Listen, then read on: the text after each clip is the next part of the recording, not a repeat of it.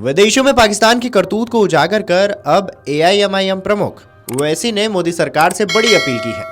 जिसके बाद इसकी चर्चा तेज है। बता दें कि ये अपील गाजा में चल रहे नरसंहार को लेकर है। उन्होंने कहा है कि इसे रुकवाएं और वहां के भूखे लोगों को भोजन मुहैया कराने में मदद करें। बहरहाल इसके आगे ओवैसी ने क्या कुछ और कहा है, पहले उनका ये बयान सुन लीजिए। दुनिया ये समझ रही है कि इनको हम बेसहारा समझकर इनको जुल्म करते जाएंगे,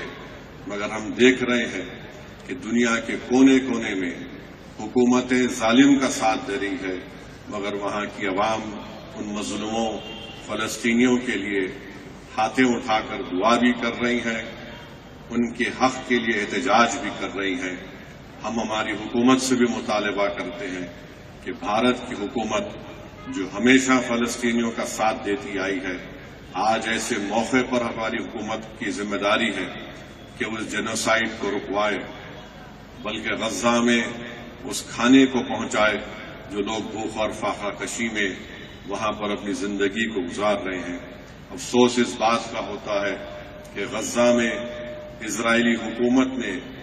जो ड्रग्स बेचने वाले जो साबिका में आईसिस दाइश जैसे टेररिस्ट तंजीम से वाबस्ता था, उसको छोड़कर गज्जा में लोगों को कत्ल करवा रही है। मुझे यकीन है कि अल्लाह सुब्हानहू व तआला इस जुल्म का खात्मा करेगा, मगर मेरी और हम आपसे दुआ है कि हम गज्जा के उन मजलूम फलस्तीनियों के लिए भी दुआ करें कि अल्लाह उनकी मदद फरमाए, अल्लाह गैर से उनको रिज़्क़ अता फरमाए, क्योंकि अल्लाह दुनिया ये समझ रही है कि इनको हम बेसहारा समझकर इनको जुल्म करते जाएंगे, मगर हम देख रहे हैं कि दुनिया के कोने कोने में हुकूमतें जालिम का साथ दे रही है, मगर वहां की अवाम उन मजलूमों फलस्तीनियों के लिए हाथें उठाकर दुआ भी कर रही हैं, उनके हक के लिए एहतजाज भी कर रही हैं। हम हमारी हुकूमत से भी मुतालबा करते हैं कि भारत की हुकूमत जो हमेशा फलस्तीनियों का साथ देती आई है, आज ऐसे मौके पर हमारी हुकूमत की जिम्मेदारी है कि उस जेनोसाइड को रुकवाए, बल्कि गज्जा में उस खाने को पहुंचाए जो लोग भूख और फाका कशी में वहां पर अपनी जिंदगी को गुजार रहे हैं। अफसोस इस बात का होता है कि गज्जा में इजरायली हुकूमत ने जो ड्रग्स बेचने वाले जो साबिका में आईसिस दाइश जैसे टेररिस्ट तंजीम से वाबस्ता था, उसको छोड़कर गज्जा में लोगों को कत्ल करवा रही है। मुझे यकीन है कि अल्लाह सुब्हानहू व तआला इस जुल्म का खात्मा करेगा,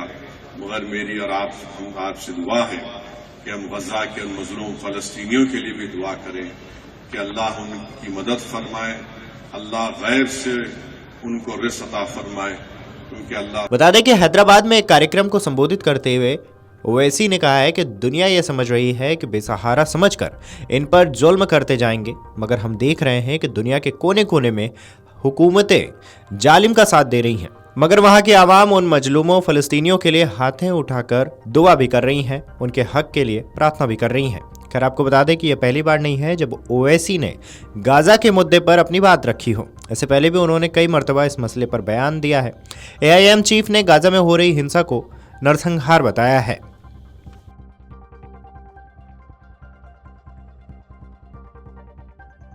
अगर आप ये वीडियो YouTube पर देख रहे हैं तो हमारे चैनल को सब्सक्राइब कर बेल आइकन दबाएं, और Facebook पर देख रहे हैं तो हमारे पेज को लाइक करें। 8 मिलियन प्लस सब्सक्राइबर, आपके इस भरोसे के लिए बहुत धन्यवाद।